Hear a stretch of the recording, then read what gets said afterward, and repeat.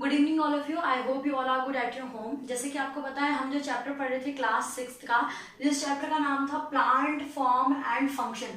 तो plant form and function के अंदर ऑल दिस थिंग्स जो हम हैं ऑल ओवर सारी चीज़ों को जान चुके थे। आज जो हमारा लास्ट टॉपिक है वो हम कंप्लीट करेंगे, जिसमें हम फ्लावर के फंक्शंस के बारे में डिस्कस करेंगे। फ्लावर क्या क्या फंक्शन करता है, उसके हर एक जो पार्ट है उनके नेम को डिस्कस करेंगे, उनके फंक्शंस को जानेंगे। तो जैसे कि आपको दिख रहा है जो मैंने स्ट्रक्चर जो बनाया है वो फ्लावर का स्ट्रक्चर है। As you can see the flower structure.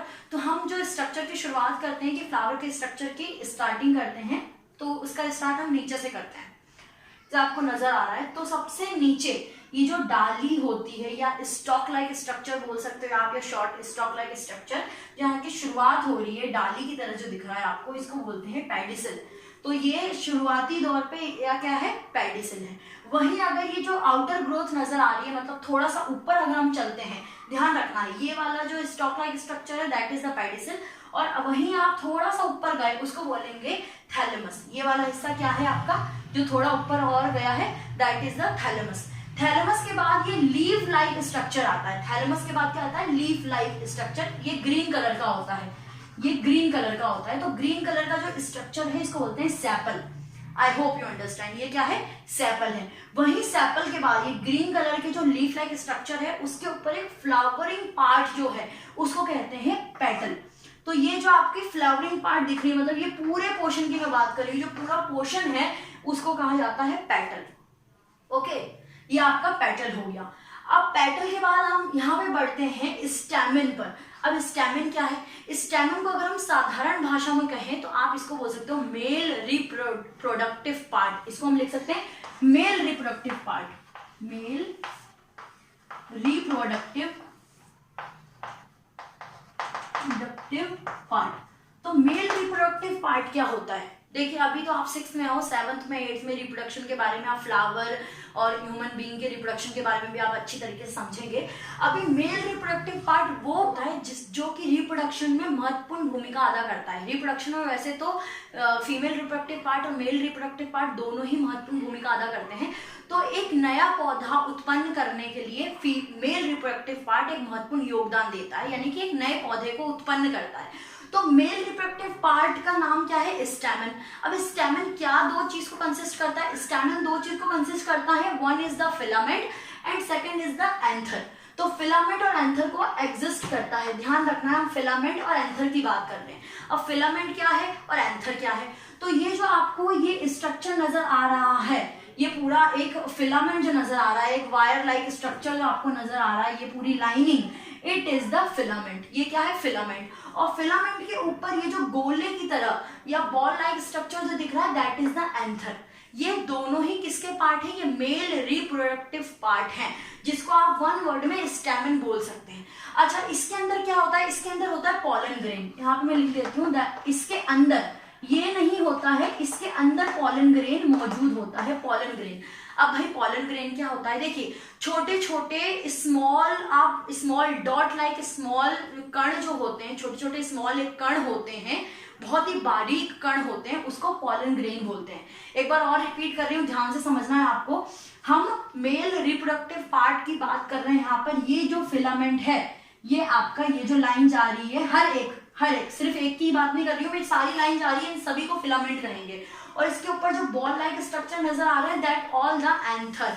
और एंथर के अंदर क्या है, एंथर के अंदर है पॉलन ग्रेन। पॉलन ग्रेन ही वो एक महत्वपूर्ण कण होते हैं, छोटे डॉट होते हैं, जो कि रिप्रोडक्शन करने में योगदान देते हैं। तो इसके अंदर छोटे छोटे कोड वो होते हैं, डॉट लाइक स्ट्रक्चर होते हैं, और इतने हल्के होते हैं कि ये हवा के द्वारा भी एक स्थान से दूसरे स्थान पर जाते हैं। तो ये हमने मेल रिप्रोडक्टिव पार्ट की बात कर ली। अब हम फीमेल रिप्रोडक्टिव पार्ट की बात करते हैं।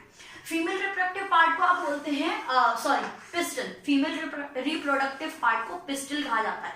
अब ये पिस्टल क्या क्या चीजों को कंसिस्ट करती है हम देख लेते हैं। पिस्टल कंसिस्ट करती है ओवरी, स्टाइल और स्टिग्मा, ये 3 चीजों को कंसिस्ट करती है। इसको हम लिख देते हैं फीमेल रिप्रोडक्टिव पार्ट, इसको लिख देते हैं फीमेल रिप्रोडक्टिव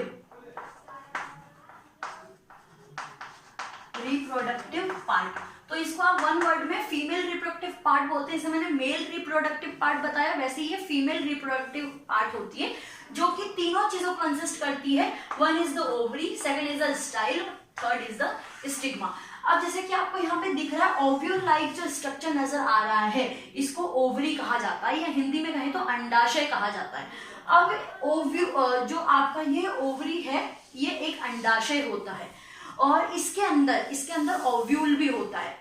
वैसे आपकी क्लासेस में है नहीं, आप सीनियर क्लासेस में जानेंगे कि इसके अंदर ही एक ओव्यूल भी होता है, और इसके साथ जो फिलामेंट लाइक स्ट्रक्चर दिख रहा है आपको, सीधी जो डंडी यहाँ पे जा रही है, ये वाली डंडी की बात हो रही है यहाँ पे, सीधी जो डंडी जा रही है इसको बोलते हैं स्टाइल।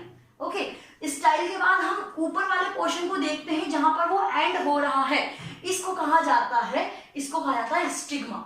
इसको कहा जाता है स्टिग्मा। यहाँ पर मैं आपको रिप्रोडक्शन भी समझा देती हूँ। जब इसके दाने मतलब पॉलन ग्रेन, जब ये पॉलन ग्रेन इसी के स्टिग्मा पे यहाँ पर आ जाता है, और ये नीचे की ओर आते हुए रिप्रोडक्शन करता है। इस प्रकार से एक पौधे में रिप्रोडक्शन होता है। इसको सेल्फ रिप्रोडक्शन बोलते हैं बेसिकली। आप सीनियर क्लासेस में इसके बारे में और अच्छे से समझेंगे। अभी हमने एक स्ट्रक्चर के एक पार्ट को देख लिया, उसके पार्ट के फंक्शंस को समझ चुके हैं। मैं पॉलिनेशन समझा देती हूँ आप सभी को। पॉलिनेशन क्या होता है? जब ये एंथर के अंदर के जो पॉलन ग्रेन होते हैं, जो कि दाने की तरह होते हैं, बहुत छोटे छोटे कण जो होते हैं, वो जब एक स्टिग्मा पर गिरते हैं उसको पॉलिनेशन कहा जाता है। जब इनके एंथर, ध्यान समझना है, एंथर के जो पॉलन ग्रेन होते हैं, इसके अंदर के जो पॉलन ग्रेन होते हैं दाने, वो स्टिग्मा पे गिरते हैं। इसके ये पोर्शन का पार्ट है, इसको स्टिग्मा कहते हैं। स्टिग्मा पे गिरते हैं, उसको पॉलिनेशन कहा जाता है।